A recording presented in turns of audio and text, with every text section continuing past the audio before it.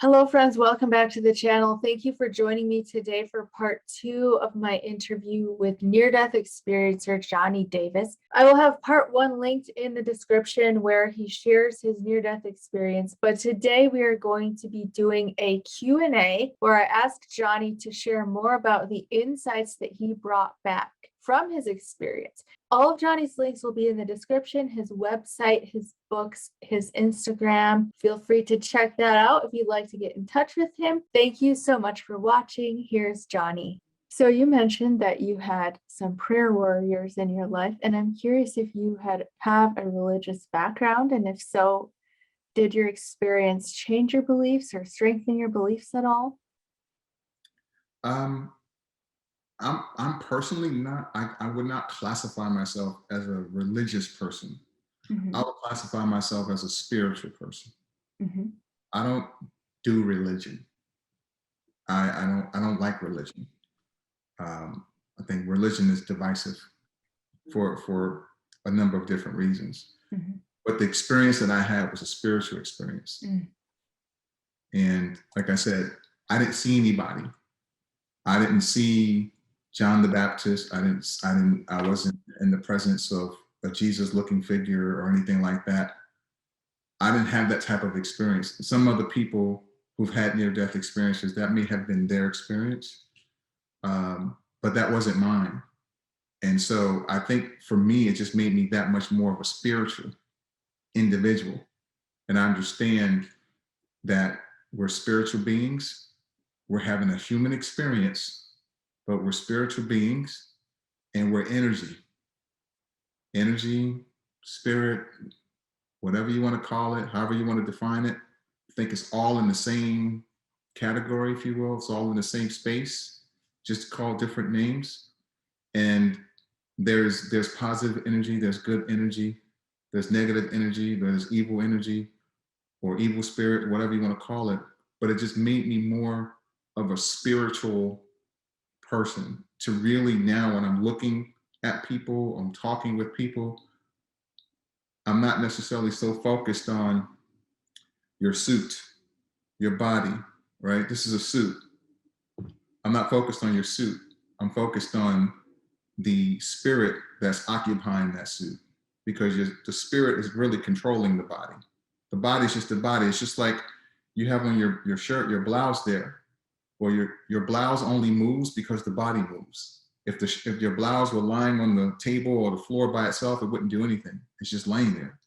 And that's what happens when we die. Your body's just there. The spirit is gone. It's just there. So we're focused on the wrong thing. We focused on the body, the suit, and not the spirit that's operating within that body. And so for me, it just made me that much more of a spiritual person to really deal with and connect with the person on a spiritual level, not necessarily based on what they might physically look like. I love that analogy of the blouse sitting on the table and how it only moves if we move. So in a similar way, our body is only animated or alive, moving around if we're in here moving it. Exactly. So we're as you said, we're spiritual beings having a physical experience. I'm curious, what are your thoughts on the purpose of this experience? Why are we here having this physical experience? You know, I get that question a lot. And I think that our purpose here as human beings is to carry on life, create life, perpetuate life, acquire knowledge and information, pass that knowledge on from one person to the next, and help make humanity better, make this world a better place to live, to exist in. I think that's what our true purpose is. It's just to connect, to love one another, to treat each other with love and respect, acquire information, learn it, teach it to the next generation that's going to come behind us to continue so that the continuity of life can continue and we can just continue to evolve and grow. And aspire each year, as each generation comes after us, we get closer and closer to understanding this concept of pure love and pure joy. And that's the source of which sustains us as spiritual beings, is that love, that pure love, that the omnipotent love, the energy source of love. You can call him God. I call him God. Some other people may call him the creator. Some other people may say the universe, whichever plane you're on. But I think that is our ultimate role, our ultimate responsibility while we're having this experience. We become aware of ourselves. So your spirit is not aware of itself in a spirit form. So the spirit becomes aware of itself when it's in this form, in this body. So we're able to now experience life. We can see things, we can hear things, we can smell, touch, taste. We have emotions, we can feel. There's so much that we can do in this form. But I think our ultimate goal is to just create and make the most of the talents that we're blessed with, that we're given, to love and respect one another, and to help make the world a better place to live for the people that are living in it right then and there, and for the next generation to come. I think that's what our main purpose is. That's just Johnnie Davis's interpretation. Doesn't mean get right or wrong, but that's just my interpretation. Wow, thank you so much for sharing. So everything is about leading us to grow into love and knowledge and awareness that we are love. That's what I hear you saying. Absolutely. Absolutely. That reminds me of something I heard a spiritual teacher say once. He was talking about how if you look at a newborn baby, they are, in a sense, enlightened, that they're living moment to moment. They don't have a mind or an ego in the way.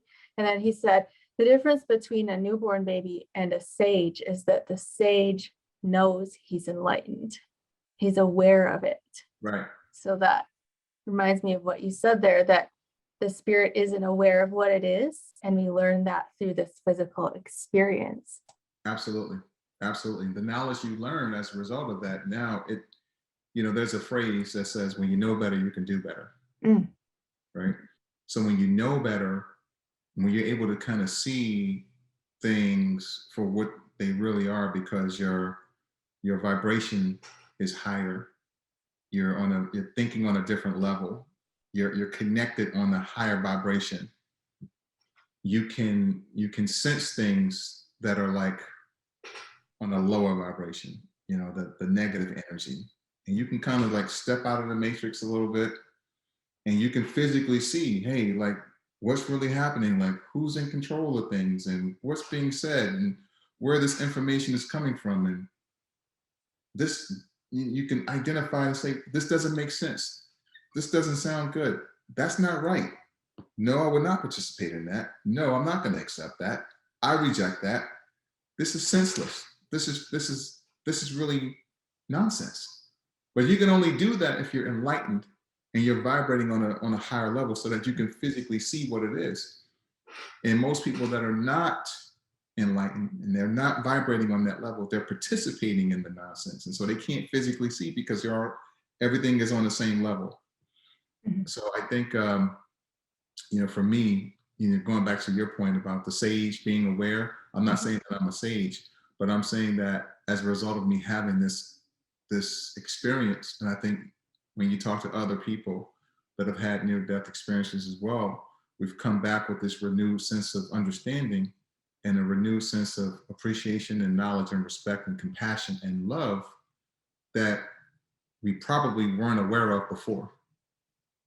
And I use the word aware. We weren't aware of it.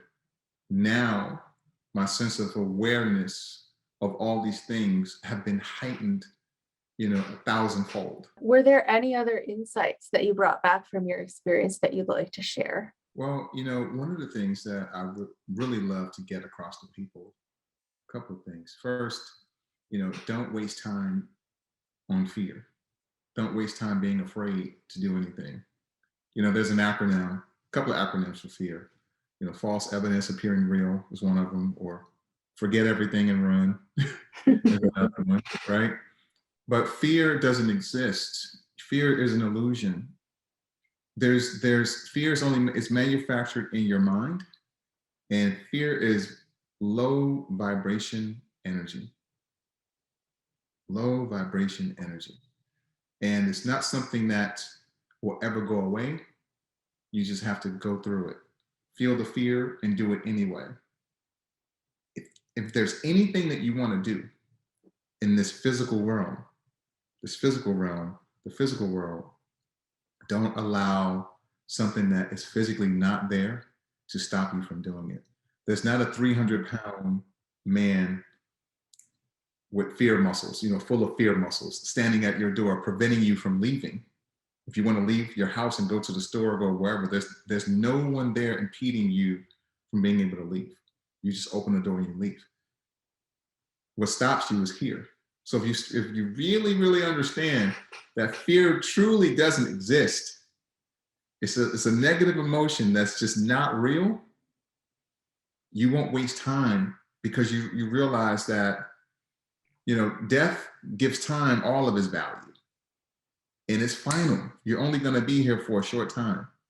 So you really start to understand how valuable time is. If you really knew how precious time really is. And every time, every so often we'll get a reminder when someone passes away that's really close to us, and for a week, everyone's like, oh, say I love you to everybody, tomorrow's not promised, blah, blah, blah. And their awareness is heightened for like maybe 7 days. And after that, they go right back into their routine. But you got to stay in a state of knowing that, time is extremely precious. And we don't have the luxury to waste any of it being fearful. That's the first thing. Number two is that everything that you do, you want to lead with love. Love is the most powerful force in the universe. Love is the most powerful force in the universe. When you understand that, look at everything that's transpiring in our world today, all the violence, all the crime, everything that brings shame and tears and pain to you, to most of us, there's no love in those things. Love has been removed, and we have to get back to that. We got to get back to our source.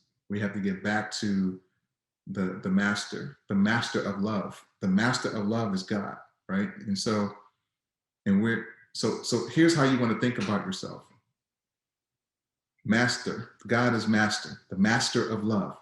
And we're all pieces of the master. So you and I are masterpieces. So you're a masterpiece, I'm a masterpiece. If you look at everyone as a masterpiece and not a number or a race or a color or whatever classification that we like to place on things and labels that we like to place on people, but look at each other as masterpieces, then we can live from that place of really, truly just loving one another and treating one another with that respect.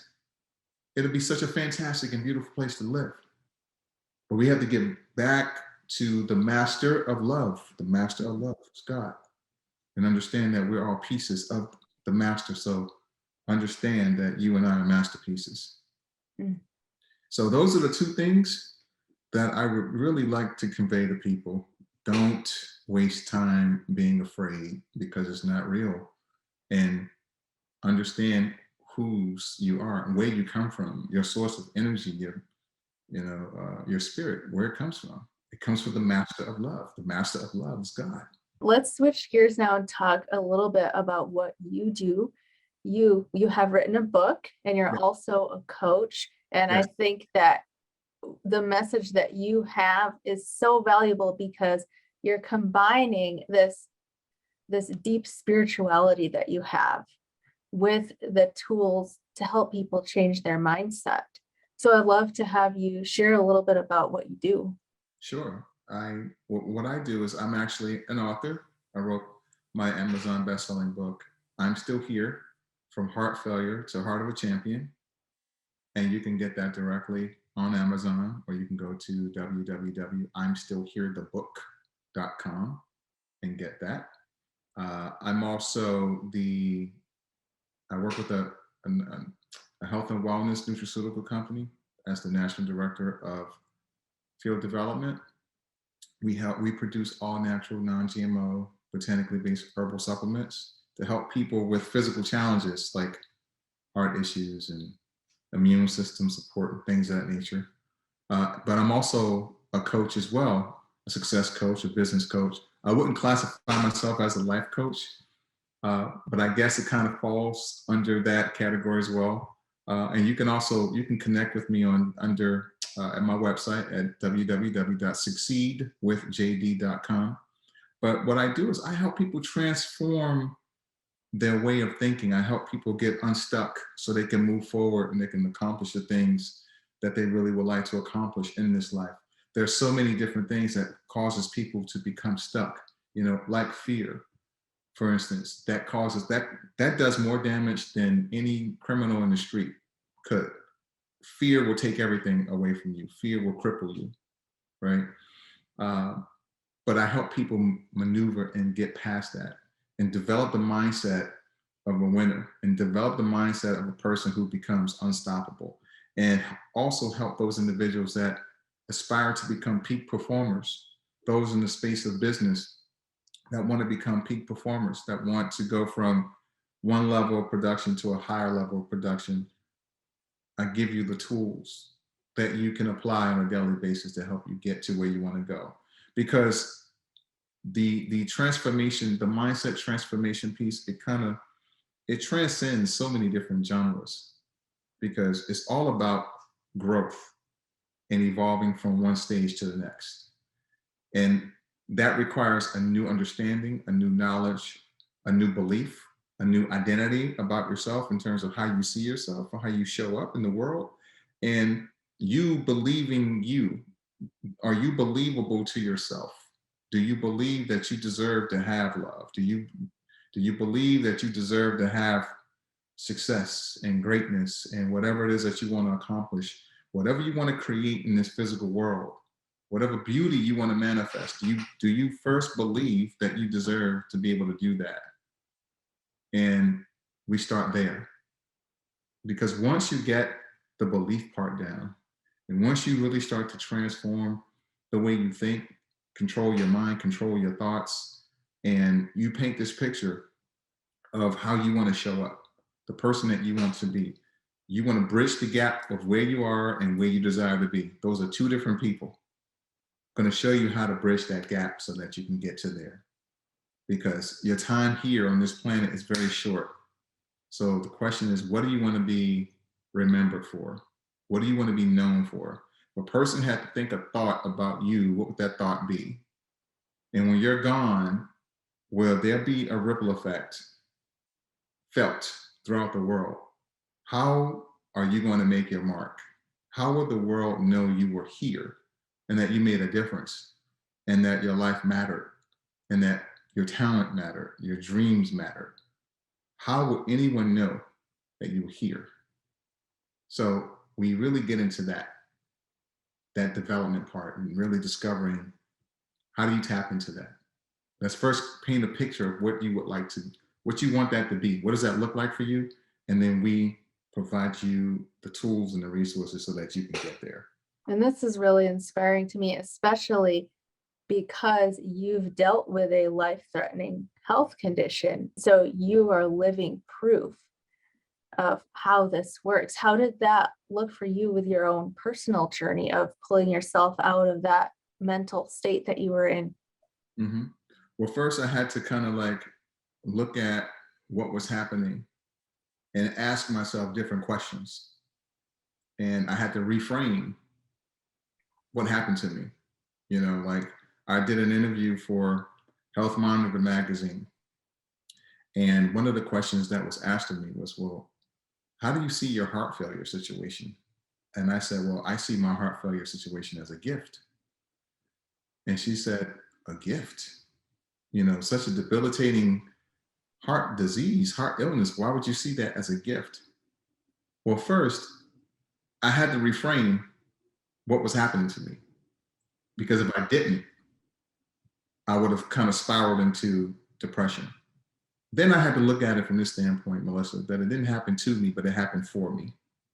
Mm. It happened so that I could develop a muscle that I didn't have before, that Mm. muscle of courage that I didn't have before, a muscle of deep spirituality that I didn't have before, a deep muscle of faith that I didn't have before, a deep muscle of just compassion um, that I didn't have before. It totally transformed the way I thought about things. And I had to rely on that love and the faith and the compassion and the understanding. I had to really rely on those things, like 100%. I had to rely on my faith in the master of love Mm. to reconnect, to just totally surrender. Totally surrender. That's what it did for me. When it brought me to a place where I was able to totally just let go and say, all right, I'm not in control of everything. No matter how smart, how intelligent, how many degrees I have, how much money I may have in the bank, how many cars I might have or houses, none of that means anything. You're not in control. And I had to surrender. Mm. And once I surrendered, I'm like, okay, I get it. Lesson learned. So now it transformed the way I think about all of those things. And I had to apply that in my own life to get well, to get stronger, to move towards getting better each day. And then once I got to a point where I had the sudden cardiac arrest and did have the near-death experience, I learned another life lessons, from that as well. So it was just one life lesson after the other. And I just took all of that, and I had to kind of, again, reframe and apply those same principles that I teach, and even surviving, coming back out of sudden cardiac arrest. Why, so what does this mean? How can I use this? How, what's going to be my new path in life? How am I going to use this to help people? Not just help myself, but just help other people that might be going through this as well. Because you realize that your gifts are not for you, your gifts are for other people. The knowledge that you acquire, you can use it to help other people. You should use your knowledge and whatever you acquire to help other people. Remember, it all ties back into our purpose. You acquire knowledge, you learn to share, to give it away, or to provide it in some way, shape, or form, if it provides you a living or what have you. But the knowledge that you have, you don't take it with you, right? You don't want to die with all of your smarts and everything that you have, because it's not going to benefit you on the other side. You're not going to need it. Well, thank you so much, Johnnie, for everything that you have shared with us. This conversation has been so inspiring to me. Would you like to let people know where they can get in touch with you? Sure. So you can reach me on my website at www.succeedwithjd.com. You can also find me on Instagram at Mr. Johnnie Davis, and Johnnie is spelled with an I-E, not a Y. It's JOHNNIE Davis at Mr. Johnnie Davis on Instagram. Connect with me there, and you'll be able to see everything that I'm doing. Perfect. And I will have all of Johnnie's links in my description, so be sure to check that out. Johnnie, is there any final word that you'd like to say before we go? Yes, I would like to say, God bless all of you, and live your life without fear, on purpose. Thank you so much, Johnnie.